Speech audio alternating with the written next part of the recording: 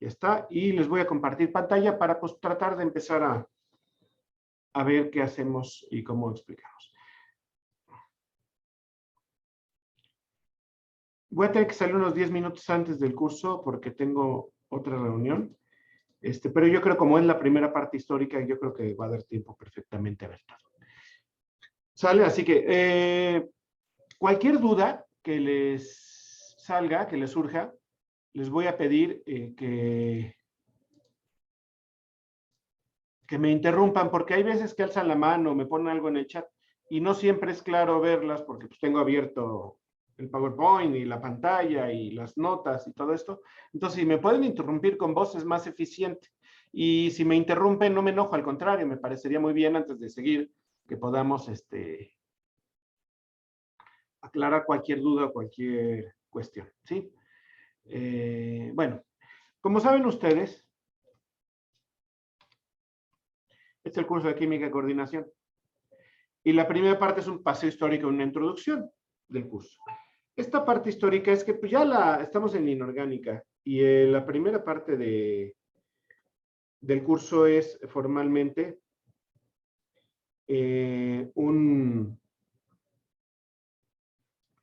pues, ver un poco el reflejo de la química y coordinación en la historia y darle importancia un poco a este tipo de compuestos, porque ya parece algo muy particular, ¿no? Compuestos con metales y con otras cosas y demás. Entonces, vamos a empezar. Pase histórico. Históricamente la química de coordinación tiene un origen muy reciente. Es decir, cuando se reconoce bien la química de coordinación es a principios del siglo XX, cuando se le da el premio Nobel a Alfred Werner, que lo vamos a ver ahora más adelante, pero pues es que no quiere decir que no existiera antes química de coordinación. Y pues los historiadores no se ponen de acuerdo. Entonces vamos a ver por qué no se ponen de acuerdo y cuál es. Porque si nosotros empezamos a ver cuándo se empiezan a utilizar abrigos, compuestos de coordinación, pues esto es muy, muy viejo. Históricamente hay registros ya en la Biblia, ¿no? Donde Josué, citado en el Génesis, que es el primer libro de la Biblia, que es el más antiguo, ya dice que hay un abrigo de muchos colores. Y históricamente, por el tiempo, la región y por todas las cosas, lo que se ha visto es que esos colores eran compuestos de coordinación. Y ya desde el Génesis empiezan los compuestos de coordinación. Y luego los pigmentos que se han utilizado en muchos de las culturas, las antiguas, como sea la India, Persia, Egipto, y todo lo que actualmente es Latinoamérica, no solo México, se han utilizado en las grandes civilizaciones, la civilización, pues me choca mucho a veces lo que los mexicas, ¿no? O sea, como si fuera la única civilización prehispánica, y México tenía mucho, no solo los mexicas, tenía la civilización olmeca, muchas civilizaciones muy, muy, muy ricas, y todas ellas utilizaban pigmentos. Cuando hacían una escultura, cuando hacían algo, los indios, los persas, los egipcios, las esculturas egipcias, la misma esfinge, tenía pigmentos, y buena parte de los pigmentos podían haber sido considerados compuestos de coordinación. En particular, en India, Persia y Egipto, era muy común un pigmento que se llamaba la lisarina, y eso era claramente un compuesto de coordinación a nuestros días. Antes no se sabía que era un compuesto de coordinación, ni nada de este estilo, ¿no? Entonces, si nosotros vemos ya la historia escrita, la historia ya registrada, la primera observación de un compuesto de coordinación completamente inorgánico se registra científicamente por la descripción de formación de un compuesto en disolución de cobre y amoníaco, y esto lo hace un tal Andreas Libavius en 1597, es decir, prácticamente 1600, o sea, hace muchos años, muchos siglos. Y a partir de entonces, los compuestos de coordinación llaman mucho la atención por una sencilla razón. La razón es que tienen colores brillantes, interesantes. Entonces, su aplicación como pigmento pues fue muy importante en muchos ámbitos, principalmente los artísticos. Entonces, el azul de Prusia fue obtenido por Heinrich Diesbach, que era un pintor y fabricante de pinturas en el siglo XVIII, en 1704. Entonces, desde 1600 a 1700 se conocían muchos pigmentos. Ya los empiezan a fabricar y a hacer más masivamente para todos los pintores y todos los artistas de esas épocas en 1700, principios de 1700. Entonces empieza a haber nuevos pigmentos, como el pigmento este azul, que muchos de esos pigmentos fueron descubrimientos accidentales, porque, claro, no se sabía que si combinaban ciertas cosas, lo hacían, ¿no? Y una de estas historias es, cómo eran las sociedades en esa época. Y si nosotros vemos las sociedades en esa época, por favor, les voy a dejar una tarea. Una tarea es que vean una película, que no van a salir con puesto de coordinación, pero sí van a ver las costumbres de la época. Quizá alguno de ustedes ya la haya visto, se llama El nombre de la rosa. ¿Alguien la ha visto? Sí, yo sí. Está buena la película, ¿verdad? Está bastante interesante, está bastante, pues esta película sucede en un convento de la Europa postmedieval o medieval, donde hay un monje con su aprendiz que va a otro convento y pues hay una serie de aventuras y intrigas y cosas por el estilo, ¿no?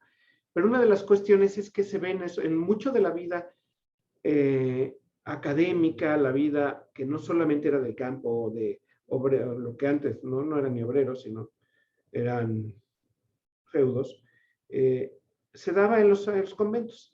Entonces, ¿cómo era la vida de los conventos? Donde la gente tenía más academia. Se hacían libros, se escribían libros, se leía, eran todos los libros hechos a mano, y para eso utilizaban un montón de pigmentos. Y no solo eso, había una serie de costumbres que hasta no tardan, no hace muchas décadas, todavía se hacían ese tipo de costumbres en algunos lugares, sobre todo de Europa. Y era cuando se matan a los animales, se les procura no desperdiciar nada de los animales. Eso quiere decir la sangre. ¿Qué productos de sangre que se puedan comer conocen ustedes? ¿La moronga? La moronga. La moronga en Europa, en castellano hay equivalentes a la moronga que se llaman la morcilla, que no es exactamente lo mismo, pero es hecho a base de sangre, entonces para eso es lo importante. Y lo que hacían antiguamente era matar animales. Si era una congregación grande, pues ponían toda la sangre en una olla muy grande, y en esa olla, ahí aparece muerto uno de los personajes de la película Ese nombre de la rosa, y me gustaría que le vieran para que vieran esa olla. En esas ollas ponían la sangre, y luego los desechos también los ponían en otros depósitos. ¿Por qué ponían los desechos como orina, heces o orina en esos depósitos? ¿Qué hacían con las heces y las orinas?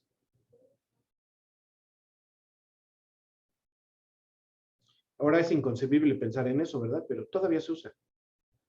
¿Qué se hacía?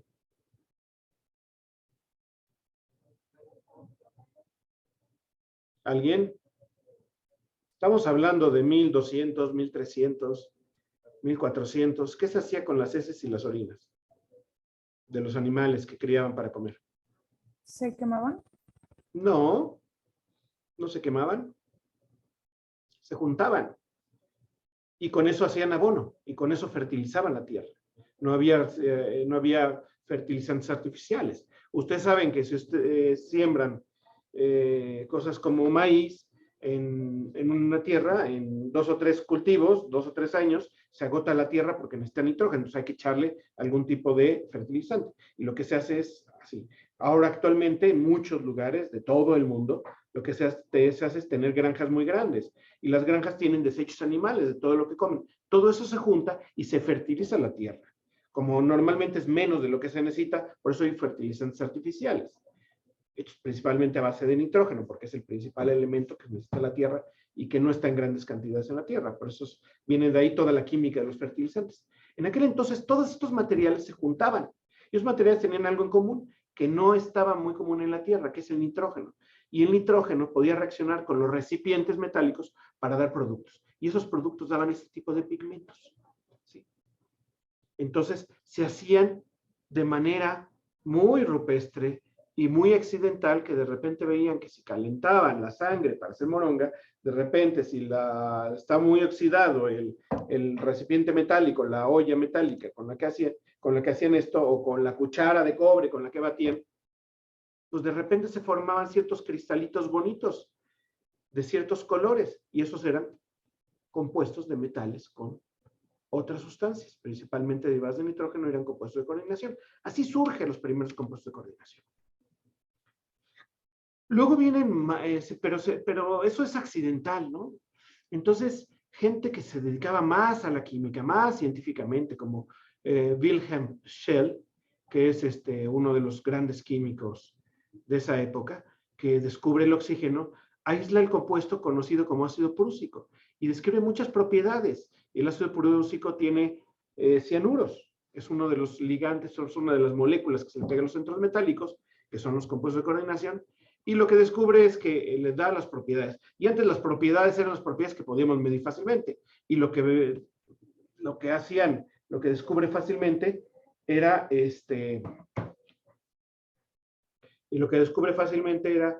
lo que se describía fácilmente eran las propiedades organolépticas, que son olor, sabor, y claro, pues con cianuros, y pues no se murió de casualidad, porque hay cosas que pueden ser muy tóxicas, incluyendo el compuesto de coordinación. De hecho, las propiedades organolépticas cada vez se estudian menos, sin embargo hay carreras que se las toman muy en serio. Por ejemplo, aquí en la facultad, la gente de alimentos, la parte de organoléptica es imprescindible, porque son propiedades que dependen mucho de la estadística. Lo que le sabe bien a uno no necesariamente le sabe bien a otro. El color que le es agradable a uno no necesariamente es un color agradable para otra persona. Entonces hay que hacer mucha estadística, hay que hacer pruebas, y pruebas muy válidas desde el punto de vista estadístico. Hay gente que se dedica muy seriamente a este tipo de cosas. Aquí en la facultad la doctora Patti Severiano ha hecho mucho este tipo de cosas, y pues es toda una ciencia, ¿no?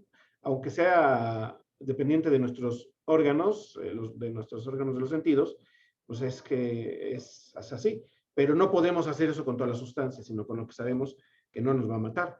En aquel entonces no lo sabían, y Shell no murió de casualidad, ¿no? Ahí está su foto. Otro ejemplo temprano de estos compuestos fue en 1760. Si se fijan, ya pasamos hasta 1760, el hexacloroplatinato de potasio para refinar platino. Se vio que pues había ciertos metales que eran muy, muy preciados. El oro pues es el típico ejemplo, la plata, pero también el platino, que es mucho menos abundante y por lo tanto era más difícil de conseguir. Las primeras personas que empezaron a trabajar con platino descubrieron que el platino podía dar también compuestos de colorcitos bonitos, y esos compuestos de colorcitos bonitos era curioso, ¿no? Entonces, cloruros con platino pues funcionaban y obtenían esos compuestos. Entonces, determina que pues tiene cloro y que tiene platino, y ya está. Entonces, los ejemplos más comunes fueron los de platino, los primeros de platino, y los de cobre y los de cobalto. El cobalto daba colores muy impresionantes, entonces se conocían mucho. Y con aminas. Y una de las, quien estudió mucho esto, fue un francés, el ciudadano Tassac, que estudió este tipo de compuestos. Pero de esta manera comienza la química de coordinación. Si consideramos que ya el estudio sistemático de la química de coordinación es cuando empieza con este ciudadano, empieza prácticamente a principios del siglo XIX, es decir, 1800, y prepara un compuesto donde pone sales de cobalto. Las sales de cobalto se les llamaba vitrolos. Sobre todo los sulfatos se les llamaba vitrolos porque formaban cristales muy bonitos como vidrios, por eso se les llama vitrolos. Y también los cloruros, entonces eran de colores muy, muy bonitos. Se conocían colores rojos, colores verdes, colores azules de las sales de cobalto, y él, cuando los depositaba, hacía ciertas reacciones, se formaban unos cristales anaranjados, cuya fórmula empírica era esto. Tenía cloruros, tenía el metal y tenía amoníacos. ¿De dónde van a sacar los amoníacos originalmente? Pues de estos desechos, ¿no? De la sangre, de orinas y cosas por el estilo. Entonces ponían a descomponer orinas, o ponían a descomponer desechos orgánicos principalmente heces, y los mezclaban con los metales, lo trataban de purificar y al final obtenían cristales naranjas bien bonitos. Y eso era. Entonces, la química en aquel entonces no es como la química ahora. Si ahora dicen que huele mal, pues en aquel entonces, pues era solamente para unos cuantos valientes o para algunos cuantos que escatológicamente no les importaba.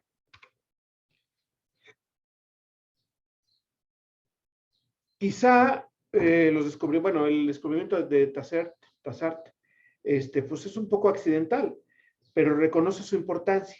Que haya descubierto, lo importante no es que encontremos algo por accidente, sino que sepamos reconocer que es algo diferente y que puede ser algo importante y que pueda duplicar y reproducir y que no solamente haga eso, sino también que investigue sus características. Y esto fue, por eso se dice que la química de coordinación nace en este momento, porque esta persona fue la que hizo este tipo de cosas, ¿sale? Entonces dijo, esta es una combinación nueva de sustancias. Lo que conocían antes era el cloruro de cobalto. Es decir, déjenme tacharle aquí, si yo le quito los amoníacos, el cloruro de cobalto ya se conocía, pero al tener ahora cobaltos con amoníaco, era una cosa que tenía nuevas propiedades, que era la combinación de más sustancias conocidas. Y esto es lo que reconoció. Esa observación fue la importante. Entonces, si nosotros, aquí viene un concepto muy, muy, muy importante, que ustedes ya conocen muy ampliamente y que vamos a discutir en este momento. Decía, estos compuestos estaban completamente saturados. ¿A qué se refería con completamente saturados? ¿Quién me puede explicar? ¿Qué se pueden imaginar a qué se refería con saturados? Estamos hablando de dos. El cloruro de cobalto y, por otro lado, el amoníaco.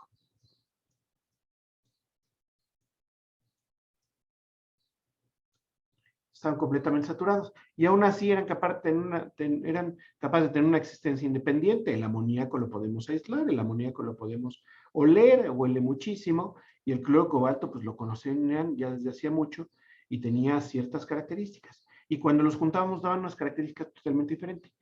Y este Tassert lo que decía es que estaban completamente saturados y aún así podían formar una nueva especie. ¿A qué se refería con completamente saturados? ¿Quién me puede comentar?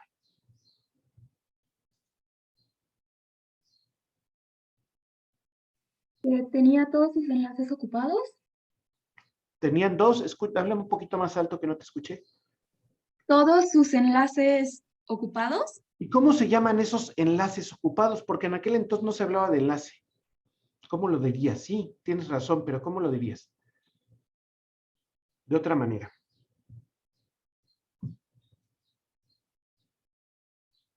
¿Alguien más que nos pueda...?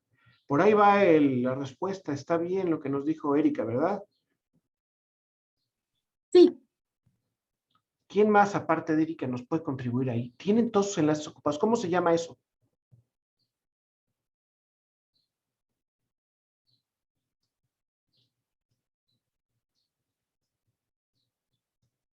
A ver, ya les di una pista.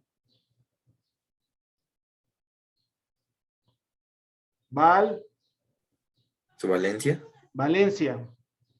Eso sí, sí lo habían oído, ¿verdad? La valencia. ¿Qué es la valencia? ¿Quién me puede explicar con todas sus palabras? La valencia la han oído desde kinder, desde cuando estaba en plastilina uno ya le decían, la maestra, no, tú estás poniendo ahí las bolitas mal que tienen mal la valencia. Ya desde entonces lo oían. Sí lo habían oído, ¿no? ¿Qué es la valencia? Y lo han dicho muchas cosas, ¿no? Hay libros que se llaman valencia. ¿Qué es una valencia para usted? Ya son casi profesionales de la química, ya están en tercer semestre al menos. ¿Qué es la valencia para alguien profesional de la química? ¿Es el número de enlaces que puede tener una especie? Es el número de enlaces. Te lo voy a poner de otra manera, es correcto. ¿Quién lo dijo, por favor, que no alcance a oír? ¿Verlo? Martín. Martín tiene razón. Es el número de enlaces. Yo lo voy a escribir de otra manera, porque en aquel entonces, como le dije a Erika, no se hablaba de enlaces. Es el número de especies con las cuales se puede combinar. Todo el mundo tenemos una valencia en la parte social, ¿no? Entonces yo le podría decir a Erika, ¿cuál es tu valencia? ¿Con cuántas personas te puedes conectar simultáneamente? Ojo. ¿Con 2? Con 2. ¿Qué quiere decir? Que con 2 personas puedes hablar tranquilamente, cotorrear, que si ya son más, a lo mejor ya te saturas y ya no les pones la misma atención, etcétera, ¿no? Hay quien puede decir valencia sentimental. ¿Con cuántas personas sales sentimentalmente a la vez? Ese es otro tipo de valencia. Pero la valencia es con cuántas personas te puedes comunicar si hablamos desde el punto de vista social. En el punto de vista químico, el cobalto se podía asociar con 3 y el nitrógeno con 3.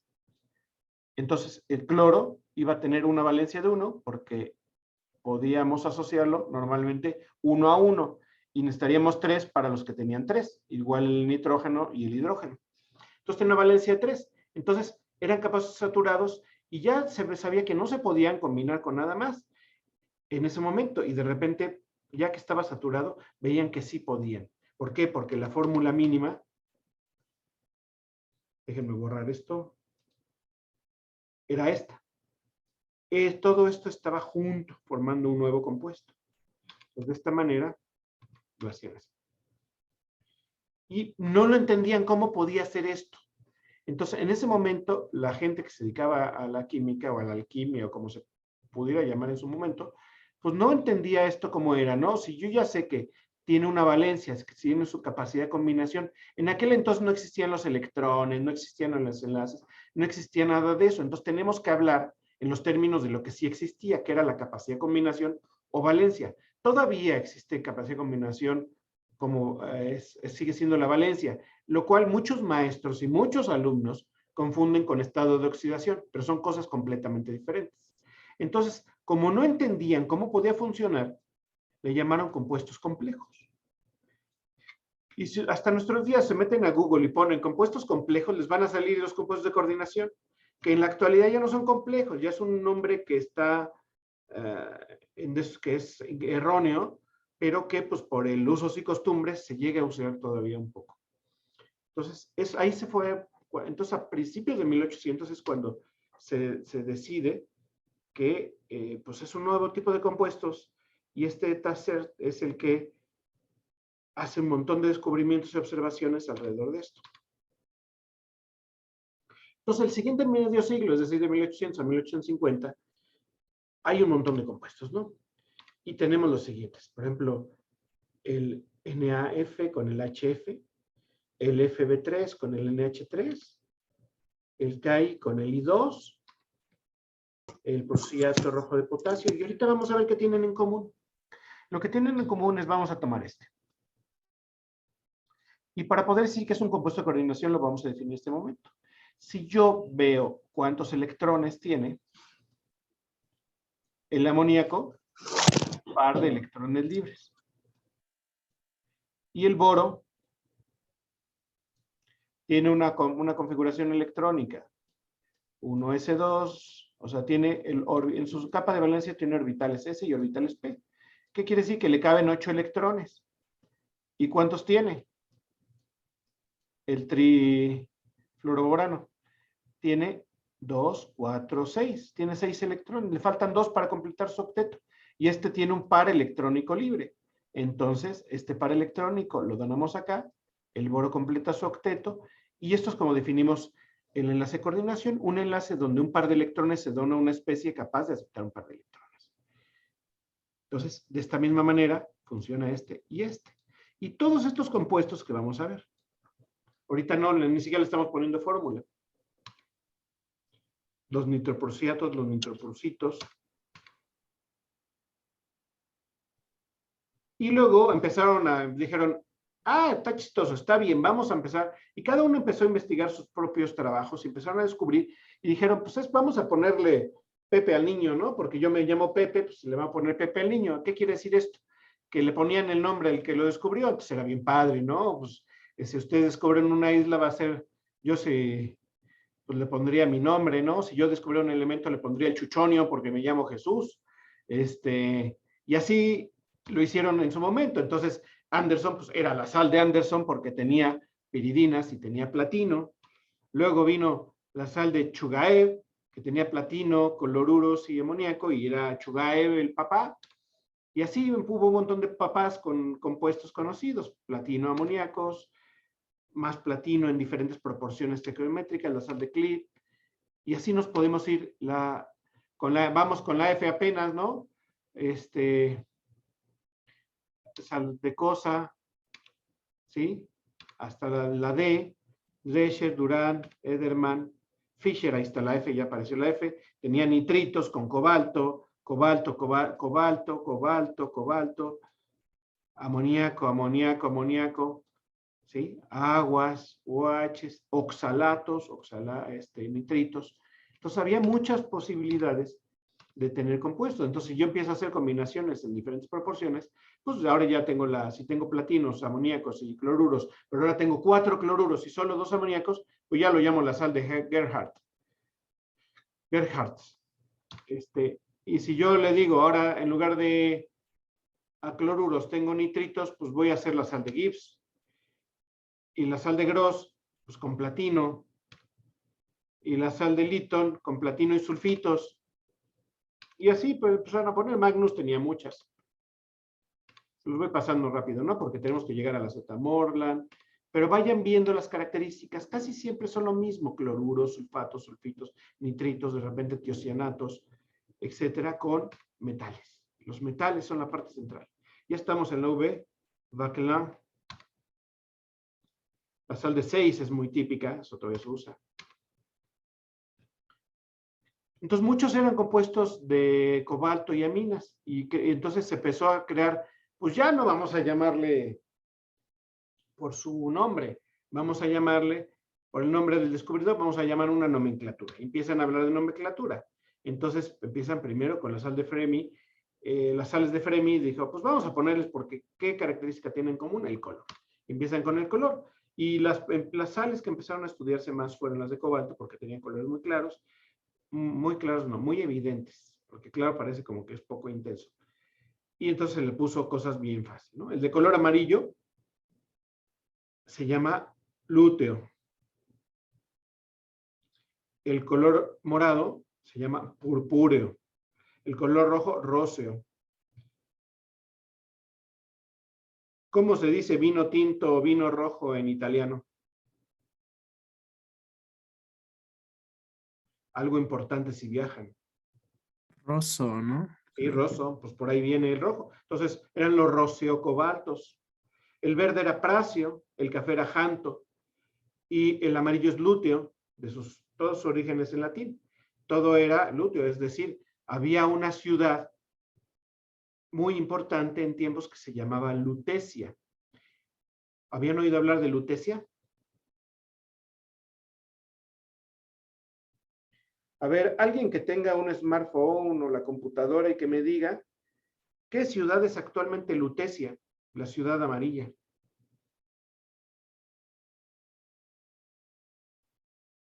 Googleenlo, para eso tienen Google, no solo para ver memes o YouTube. ¿París? París. París es la antigua Lutecia, la ciudad amarilla. Entonces, esos colores, esos nombres eran importantes, por eso se le pusieron a nombrar a los colores. El que tenía 6 amoníacos era amarillo y se le puso lúteo. El que tenía 5 era púrpura, el que tenía 5 y un agua era rojo, el que tenía 4 era verde, el que tenía 5 pero tenía nitritos era café. Y tenían colores, era una de sus principales características. Por eso muchos de esos compuestos comenzaron siendo pigmentos.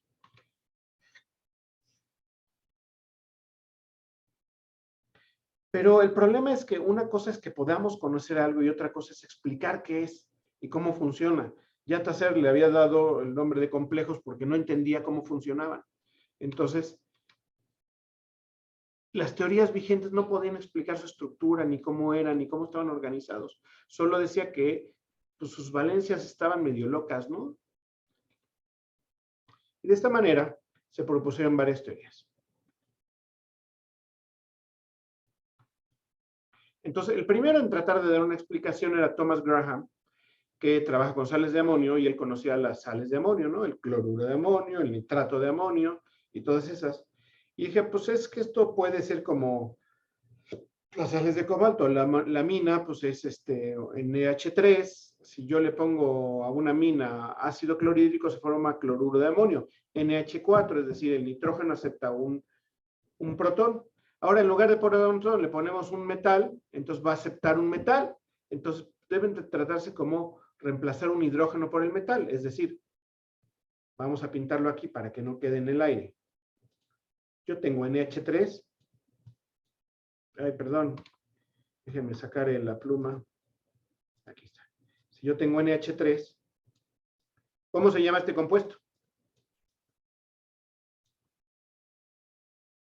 ¿Cómo se llama este compuesto? Amoníaco. Amoníaco. Y si yo lo hago reaccionar con ácido clorhídrico, lo transformo en amonio, es decir, el NH3, perdón, esto es una flecha, el NH3 ahora es NH4, y sabemos que al pegarse ese protón al amoníaco adquiere una carga positiva, y esto le vamos a llamar ion amonio. Por lo tanto, el amonio y el amoníaco son cosas diferentes, pero para contrastar la carga está el cloruro. Entonces, si se fijan, lo que hizo el amoníaco es recibir un nitrógeno para darme al ion amonio. Entonces, Graham lo que decía es que pues, yo tengo exactamente lo mismo. Ahora voy a poner cobalto. En aquel entonces las cargas no importaban tanto. Pero ahora sí, entonces vamos a poner esto y decíamos, si yo le doy esto, pues esto puede pegarse aquí. Entonces el cobalto puede pegarse a un NH3. Es decir, el NH3 tiene un pegado a un cobalto. Es lo mismo que el ion amonio, nada más que en lugar de hidrógeno tiene cobalto y podemos sustituirlos y deberían de verlo así. Pero pues se sustituían más de 3, ¿no? Los hidrógenos, o pues no era muy claro qué onda con la cantidad de sustituciones. Por eso la teoría de Graham no tiene mucho resueno, porque no hay una gran claridad y la ciencia, el campo práctico siempre va detrás de la teoría siempre va detrás de la práctica. Y pues están viendo los experimentos y fenómenos para tratar de hacer esto. En la primera mitad del siglo XIX, los descubrimientos relacionados con la química de la organización fueron pocos, esporádicos y a menudo accidentales. Pero hasta que llega ya Gibbs, Ghent, y empiezan a hacer unos estudios más formales con sales de cobalto y amoníaco, empieza a entenderse un poquito más y hacerse más reproducible. No son descubrimientos nada más ya meramente aleatorios. En ese sentido, las teorías en el siglo XIX pues, eran prácticamente inexistentes. Hasta que llega uno de los héroes de esta facultad, ¿no? El Johannes Jacob Berzelius. El Johannes, o Berzelius para los cuates, pues ya empieza a hablar de la naturaleza eléctrica de la materia. Entonces él trabaja con electrólisis, así es como se descubren muchos elementos. Él ve la conductividad eléctrica y pues dice que es inherente la estructura eléctrica en la materia, y eso empieza a importar para él. Y otras teorías propuestas por estos personajes, el Reiset o Gerhardt, empiezan a contribuir a tratar de dar un entendimiento, ¿sale? Pero lo que estaba más avanzado era la química orgánica. Ya el famosísimo Kekulé, ¿saben quién fue Kekulé? ¿Han oído hablar de él? El que soñó cómo era el veneno, ¿no? Exactamente, aquel que soñaba sueños guajiros después de ponerse bien happy, ¿no? Ya lo estoy levantando falsos. Sí, él. Entonces, pues dio un montón de posibilidades para poder hacer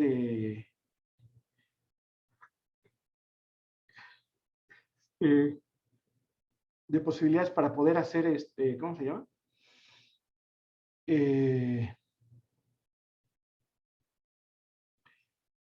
Explicar la química orgánica de manera muy satisfactoria.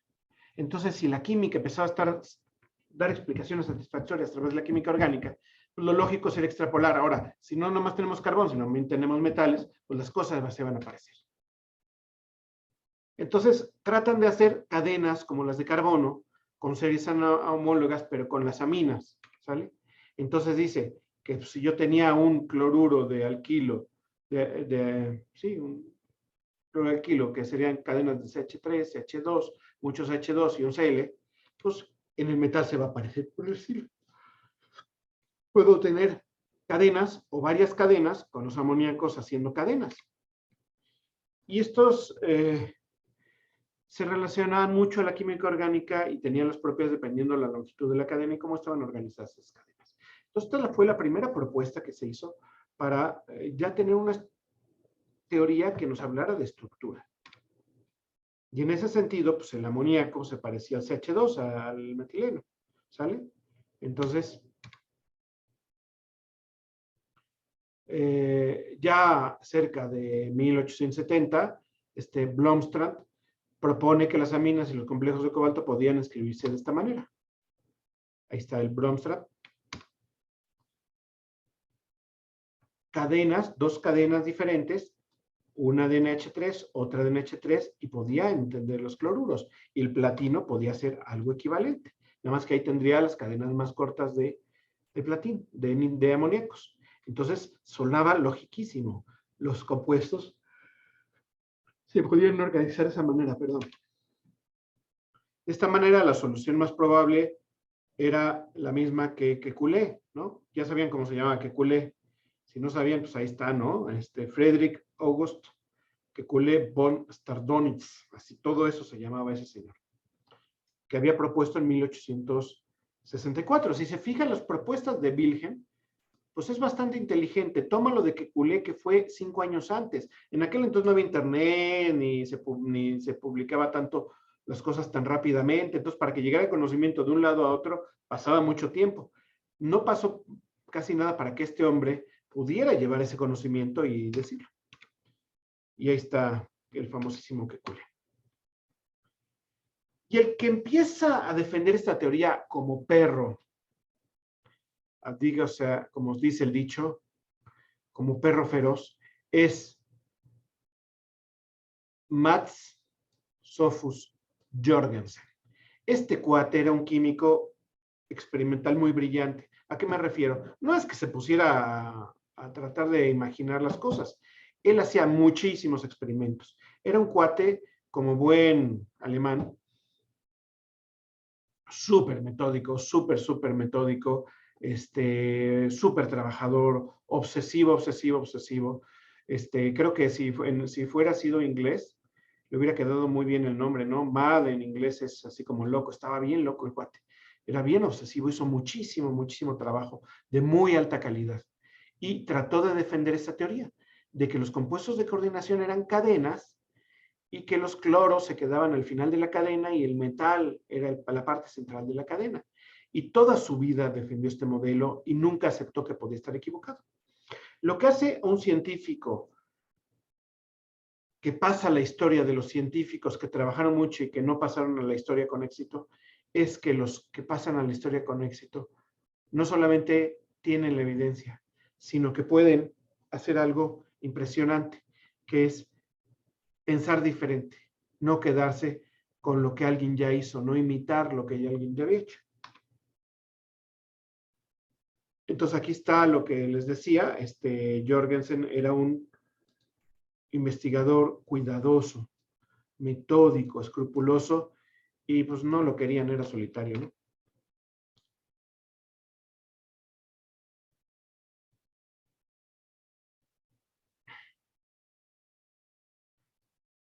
Entonces, esas teorías, pues ya se los estoy adelantando, no fueron correctas. Eso no es como eso es un compuesto de coordinación. Entonces, pero a pesar de que Jorgensen defendió todas sus teorías, se murió sin aceptar que sus teorías eran equivocadas. ¿Sí? Pero su experimentación sigue siendo válida, nada más que no adecuadamente interpretada.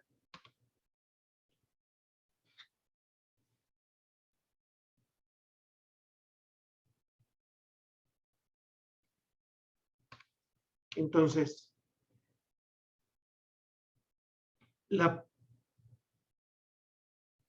buena parte de los experimentos de Jorgensen pudieron ser reinterpretados. Entonces, porque Jorgensen haya sido un personaje terco, obsesivo, solitario, no significa que haya sido un mal químico, ni significa que haya sido alguien que su trabajo haya sido, se haya tenido que desechar. Al contrario, era tan bueno y tan metódico que mucho de su trabajo tuvo que ser reinterpretado y han sido las bases de la que es la química de coordinación moderna. Entonces, le debemos mucho a este hombre, ¿no? A pesar de que se equivocó y a pesar de que era un terco. Y quien produjo una nueva teoría, pues fue un joven que su tesis doctoral la hizo mucho en ese sentido y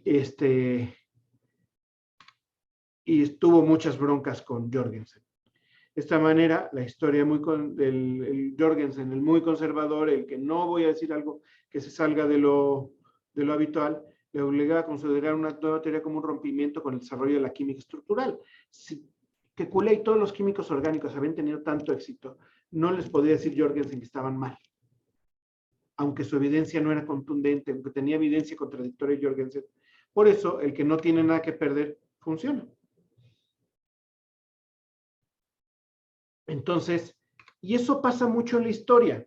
Otro caso histórico, ustedes ya lo conocen muy bien, ya se los habrán platicado en Estructura de la Materia. Pues es que Max Planck era un tipo brillantísimo, ¿no? Y la gente que empezó a proponer toda la teoría cuántica era brillantísimo, pero pues tenían tanto renombre y eran tan bien considerados en la física, que cuando descubren la física cuántica, que las cosas se salen de contexto, se echan para atrás, a pesar de proponer en los primeros científicos de la química cuántica algo radicalmente diferente que explicaba muy bien las cosas, pues su propio prestigio les impedía romper con los paradigmas. Y entonces, quien vino a romper con los paradigmas en la física fue Albert Einstein, que propuso la teoría del efecto fotoeléctrico, que era una teoría cuántica, y por eso le dieron el premio Nobel a Einstein, no por la teoría de la relatividad, sino por la teoría cuántica, y que es lo que realmente empujó la física de una manera impresionante. Y fue alguien que no tenía nada que perder, era un simple empleado de una oficina de patentes que pues nadie, no tenía prestigio científico alguno. Entonces, como no tenía nada que perder, al contrario de Max Planck y toda esta gente, pues entonces le pasó esto. Lo mismo pasó con Jorgensen. Jorgensen ya era un gran investigador, que nadie dudaba y se llevaba muy bien con los investigadores orgánicos. Entonces, nunca se atrevió a contradecirlos a ellos. Y el que se atrevió a contradecirlos fue este señor. Este señor apoyó, o sea, sus evidencias de trabajo de la disociación electrolítica de Arrhenius, que ya conocíamos a Arrhenius, Svante August Arrhenius, ayudaron mucho a que este señor, ahora sí, Alfred Werner, publicara varios trabajos a partir de 1893 que contradecían los trabajos de Jorgensen y de la química orgánica, que la química de coordinación se parecía a la química orgánica, y como Jorgensen pues, era un estudiante de doctorado que no tenía tanta... Aquí está, en esta foto está gordo, bigotón y calvo. Cuando empezó a hacer estas publicaciones fue a partir de sus años de doctorado y posteriormente que pues, estaba menos maltratado por la vida. Entonces, al estar menos maltratado por la vida, pues y ser joven y enjundioso, pues no tenía mucho que perder y sí trabajó mucho también. Y por eso propuso estas teorías que eran radicalmente diferentes. Y en base a esto, en 1913 le dan el premio Nobel de Química. Y Jorgensen, que hizo mucho trabajo también, el que utilizó Werner, se quedó sin nada, murió en la ignominia y en el anonimato, no anonimato, pero sí en que no fueron reconocidos por la historia sus avances. Sin embargo, pues, nada, por ser terco no hay que despreciarlo del todo. Entonces, Alfred Werner es ¿cómo se llama? El héroe de la historia de la química y coordinación. Nació el 12 de diciembre de 1866. Se fijan, cuando nace, ya había muchos descubrimientos de la química y coordinación y él los lleva a la cumbre. Entonces, si se fijan, en el 66, a finales en el año que mandó sus trabajos, que fue en el 93, pues tiene menos de 40 años. Entonces publica esto a menos de 40 años. Él nace en Alsacia, en Mulhausen, y ahí está, siempre lo retratan con el mismo bigote, y aquí está un poquito menos calvo, pero siempre le gustó ese bigotón. y desde 1875-86 hizo su servicio militar en la ciudad de Karlsruhe para atender las clases de química orgánica en una preparatoria técnica de esa ciudad. Y ahí es como empieza su historia en la química. Sus estudios universitarios los hace en Zúrich, en Suiza, y es donde finalmente se queda a vivir. Él se va de Alsacia, se va a Suiza y él se va a Zúrich. En Zúrich, en Suiza, es donde él estudia, hace todos sus descubrimientos. Entonces, formalmente el premio Nobel se le va a Suiza, pues consigue producir una teoría que puede explicar tanto la estructura como muchas de las propiedades de los compuestos de coordinación, y le llama teoría de coordinación. Alfred Werner es el que le pone el nombre, y por eso le dieron en el 13 el premio Nobel. Para entender la agudeza, el talento de Werner, se debe recordar que en esa época no se conocía el papel del electrón. No hay electrones. Ahora todo lo explicamos rápidamente con electrones y con valencia y estado de oxidación y con muchas cosas y con orbitales y demás. En ese momento no había nada de eso. No había la química moderna, las teorías de enlace no existían prácticamente. Entonces, entender y hacer las cosas que hacía Werner en esa época requería mucho talento, mucha sagacidad.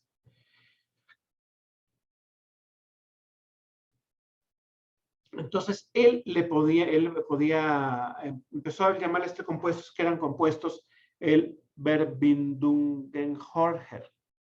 No sé alemán y seguramente lo pronuncié horrible, pero bueno, algo así. Pero en español querría decir compuestos de orden superior. ¿Sí? Alguien que sepa alemán y que nos diga cómo se pronuncia eso.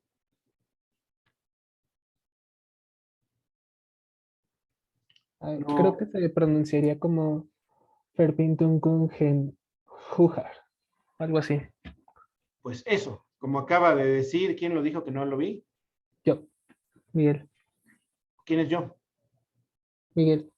Miguel, gracias, Miguel. Gracias. Bueno, ya oyeron a Miguel, que lo pronunció mejor que yo. A mí se me lengua la traba bien gacho con este tipo de cosas. Entonces, pero compuestos de orden superior no se me lengua la traba, entonces ya lo podemos decir. Entonces, estos compuestos están formados por más de 2 moléculas, cada una de las cuales, por su lado, satisfacen los requerimientos usuales de la valencia. Lo que ya había dicho Tasser, que eran compuestos complejos porque tenían su valencia completa y ahora ya no, ¿o cómo le hacemos? Entonces, lo que empieza a decir Werner es algo muy simple. Tales compuestos tienen propiedades completamente diferentes a las de los compuestos que proceden. Obviamente, el amoníaco es un gas que huele horrible, el cloruro de cobalto, pues es un compuesto, normalmente era rosita, bonito, con cristales bonitos, y luego se convierte en amarillo, o en lúteo, o en verde, o lo que sea, ¿no? Entonces, y una de las características que ya habían descrito muchos es el color.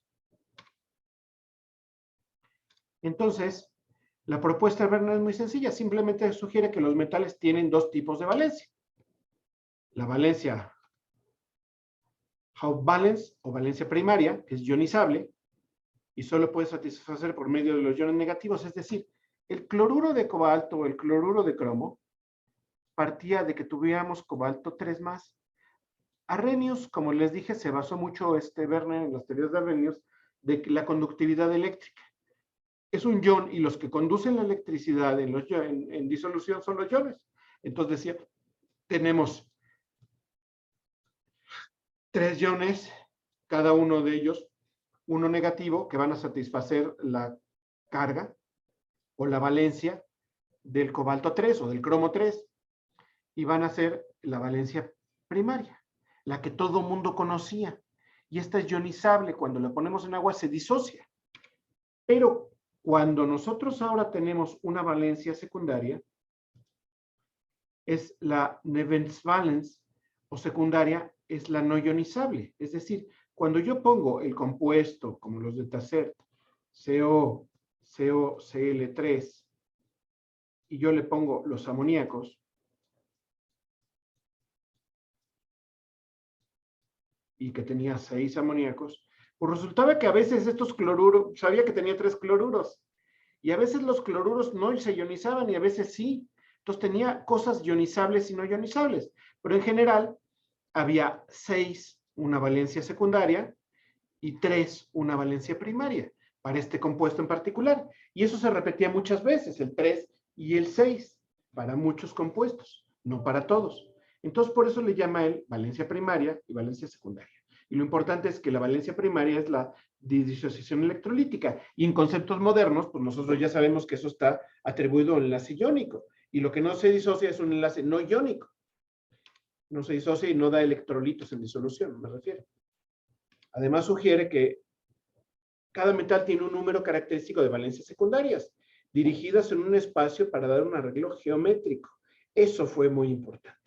Que estuvieran alrededor dando un arreglo geométrico. La valencia secundaria fue lo que realmente fue muy brillante para Werner.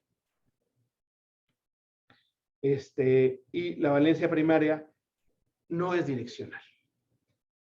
¿Y esto cómo lo supo? ¿Por qué? Cuando un ion unigativo está ocupando una de las valencias secundarias, satisface también la carga de una de las primeras. Y ahorita vamos a ver qué significa esto. Entonces, para poder decir esto, tuvo que reunir una cantidad de información gigante. Y decía que el compuesto octaédrico era algo muy importante por los compuestos hexacoordinados, es decir, la valencia secundaria va a estar atribuida a las sustancias que se unen a través de los compuestos de un enlace de coordinación. Por eso le llamo la teoría de coordinación. Se van a coordinar con el metal. Coordinar significa que se pegan a través de su valencia secundaria. ¿Sí? Y la valencia primaria, no es así. Para que fuese completamente aceptada, tuvo que decir que algo que tiene pegado 6 cosas alrededor va a tener una geometría octaédrica. Y esa evidencia estructural es muy importante. ¿Sí? Para esto tuvo que usar la teoría que ya mencionamos, la de Svanton-Arrhenius, de la teoría de disociación electrolítica, y empezar a tener un montón de trabajo experimental, para ver que estaba pegado y que no estaba pegado. Pues gran parte del trabajo experimental consistía en la síntesis y purificación de miles y miles y miles de compuestos. Y estos miles y miles y miles de compuestos, pues son los que hizo con un trabajo, ahora dirían de chinos, hizo Werner. Y luego medir las propiedades. Ahora nosotros tenemos un montón de aparatos y teorías físicas y químicas y de todo, y tenemos un montón de equipos. Ahora podemos medir cuantitativamente la conductividad bien fácil. Tenemos conductímetros bien baratos en todos los laboratorios. Luego tenemos espectros de infrarrojo, tenemos balanzas magnéticas, tenemos un montón de cosas que podemos echar mano. Tenemos espectrómetros de masas. Y antes pues no tenía nada de esto. Entonces la evidencia experimental era mucho más limitada. Por eso era muy importante. La reactividad, ¿cómo reacciona con uno con respecto a otro? Pues es que este es lo que había visto Tassert, y él lo reproduce y dice, sí, pues aquí tenemos que tiene 4, déjenme señalárselos. Este que tiene 4 es violeta, y este que tiene 4 es verde, y tienen la misma estequiometría. Entonces empezó a hablar de una cosa que es algo que ustedes conocen muy bien. Ya la mayoría ha empezado a ver orgánica y también lo habrá visto, que son los isómeros. ¿Qué es un isómero? ¿Alguien me puede decir qué es un isómero?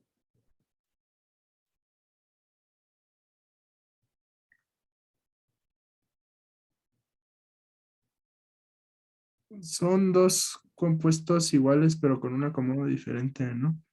Sí, son compuestos iguales, pero con un acomodo diferente, exactamente.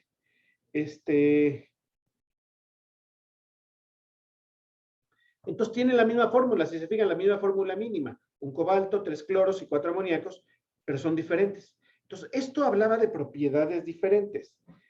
Entonces, estas propiedades diferentes, decía Werner que tenían que deberse a la isomería. ¿Cómo estaba el arreglo geométrico alrededor? ¿Cómo se organizaban? Y esto es lo más importante que hizo Werner, esta organización, descifrarla.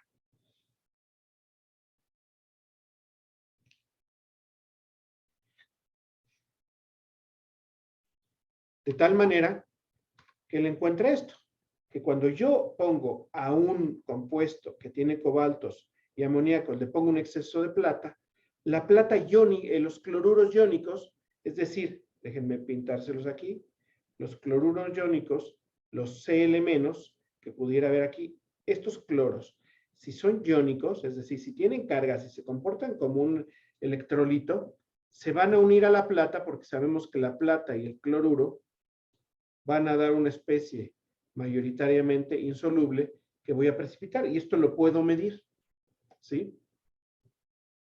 Permítanme un segundo, tengo una cosa,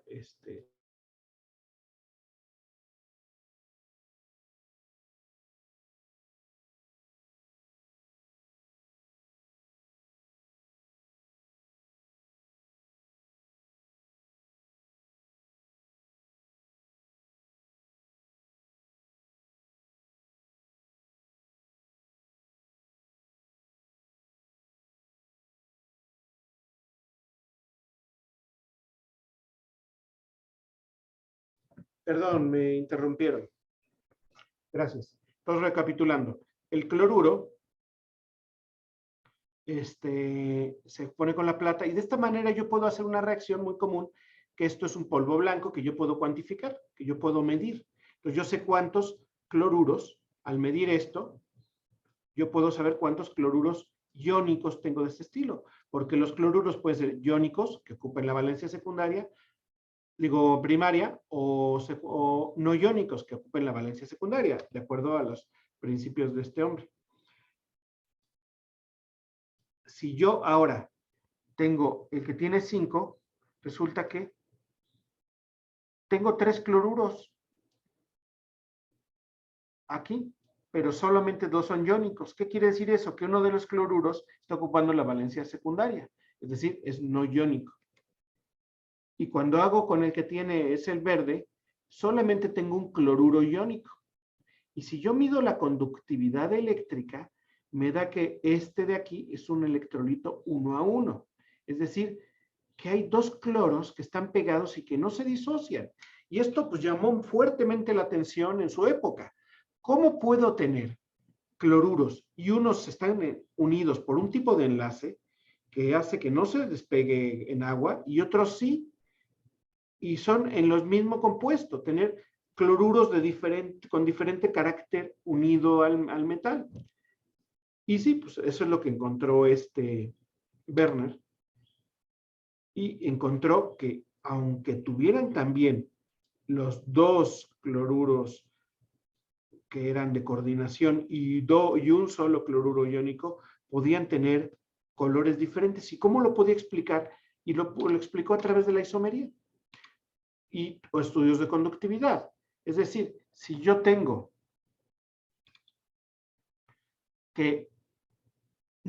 no electrolitos, la conductividad va a ser muy baja. Cuando yo tengo un electrolito 1:1, por ejemplo, el cloruro de sodio, tengo el sodio menos, el sodio más, perdón, y el cloruro menos, que burrada estaba diciendo, tengo un electrolito 1:1, porque aquí tengo un electrolito y aquí tengo un electrolito. Y en este tenía también un electrolito 1:1, pero tengo 4 cloros. Eso querría decir que 3 cloros están pegados, no iónicos, y uno iónico. Igual con este. Entonces tengo electrolitos 1:1. Entonces, eso era la fórmula general. Entonces, Werner, ¿qué pone? Propone empezar a poner un paréntesis cuadrado. Y este paréntesis cuadrado es lo que está pegado directamente al metal a través de su valencia secundaria o a través de enlace de coordinación. Y lo que está afuera es lo que está pegado iónicamente. ¿Sí? Entonces, aquí dice, tengo 5 cloros, pero no puedo precipitar ninguno, pero sí tengo conductividad. Entonces eso tiene que ser que esto tiene que ser negativo y el potasio que está aquí va a ser positivo. Y esta es la propuesta de Werner, porque tiene un electrolito 1:1, ¿sí? El potasio es uno de los electrolitos y todo esto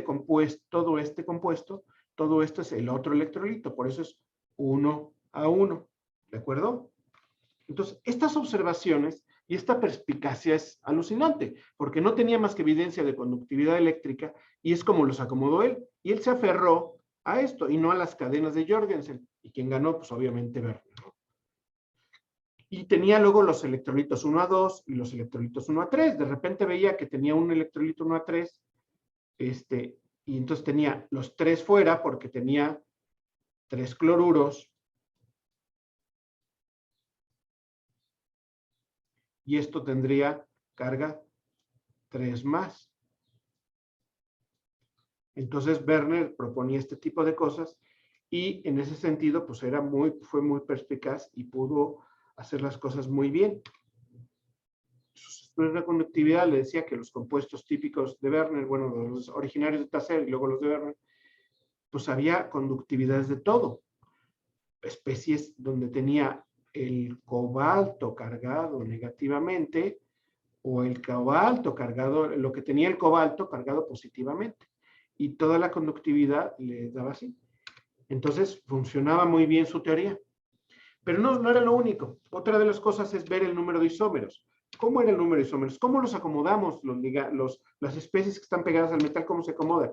Déjenme llegar a donde están las estructuras. Y si yo tengo 6 cosas pegadas alrededor, es decir, tengo un metal como el cobalto, y le pongo que va a tener 6 cosas, como 6 amoníacos,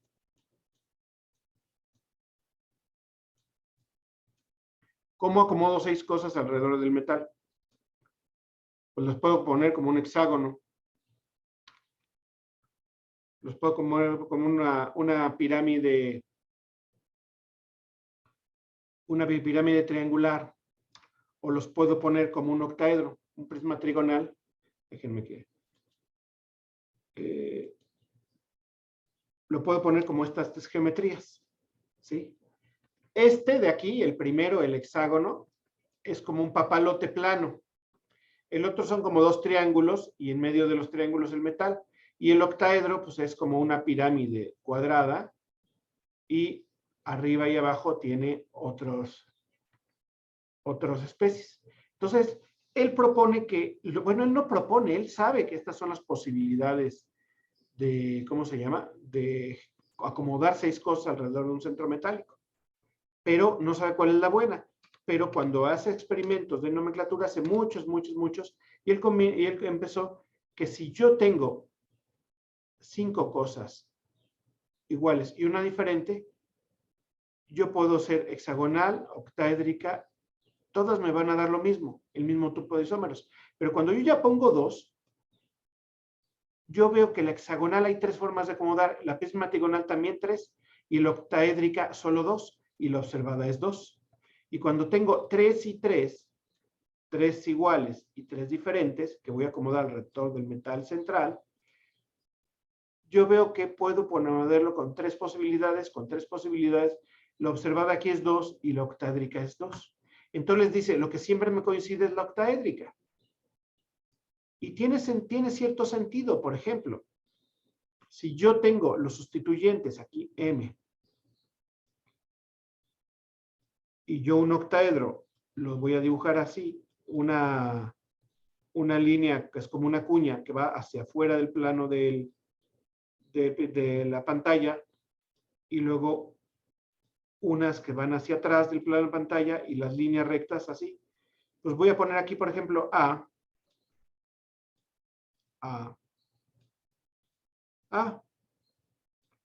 Y luego aquí voy a poner B.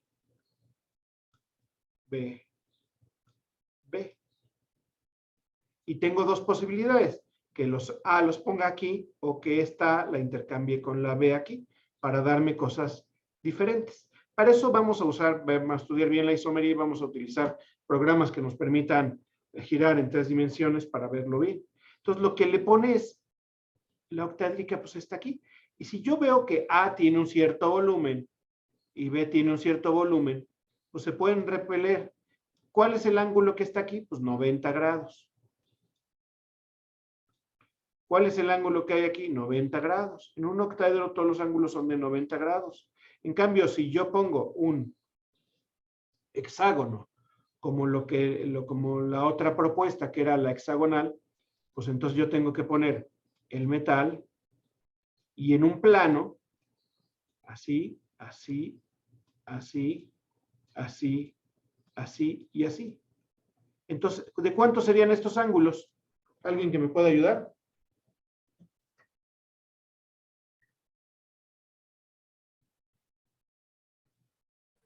De 60. De 60. 6 por 6, 36, son 360 grados, entonces son 60. Entonces, ¿qué creen que sea más estable? Si yo tengo A y A aquí, y estos tienen un volumen, ¿quién se estorbará menos cuando están a 60 o cuando están a 90? A 90. A 90 se estorban menos, evidentemente. Eso lo que hacía era que la observación experimental del número de isómeros encontrados fuera más claro para la geometría octaédrica que para la hexagonal. ¿Sí? Y así pues hizo todas las configuraciones posibles. Cuando tenía 4 cosas, decía la tetraédrica o la cuadrada, y encontró diferentes posibilidades. Y ahora se encontró que pues la observada 1, 2, 1, número de isómeros, que la cuadrada en los compuestos de platino era más común. Entonces dijo, para platino el número más común es el cuadrado. Para 6, para sus 4 sustituyentes, aquí hay 3 y 1, 4, 2 y 2, 4, 1 y 3, 4. ¿Sí? Entonces, la cuadrada para unos y la octaédrica que era para los de 6. Entonces, este tipo de isómeros también podía dar isomería óptica. La isomería óptica es la imagen especular, como las manos, que no se pueden superponer una en otra, pero que en un espejo sí se pueden ver, ¿no? Pero yo no puedo superponer una mano en la otra, y también determinó los isómeros ópticos. Y de esta manera, Werner tuvo un montón de vida experimental y la pudo juntar, y por eso nada más le dieron el premio Nobel. ¿Sale? ¿Dudas? No, profesor. Si se fijan, este fue un paseo histórico muy rápido, una platicadita así muy rápida. La próxima clase vamos a aterrizar muchas ideas, ¿sale? Y vamos a retomar un poco este tipo de cosas. Veremos algunas cosas en 3 dimensiones que son más prácticas y trataremos de hacer esto. Entonces, pues por ahora, como les dije, me tengo que hacer un poquito temprano porque tengo una reunión. Entonces, nos vemos la próxima clase. ¿Sale? Sí, Ok, profesor. profesor. Cualquier Gracias. cosa que necesiten, ya saben, a través del Classroom o a través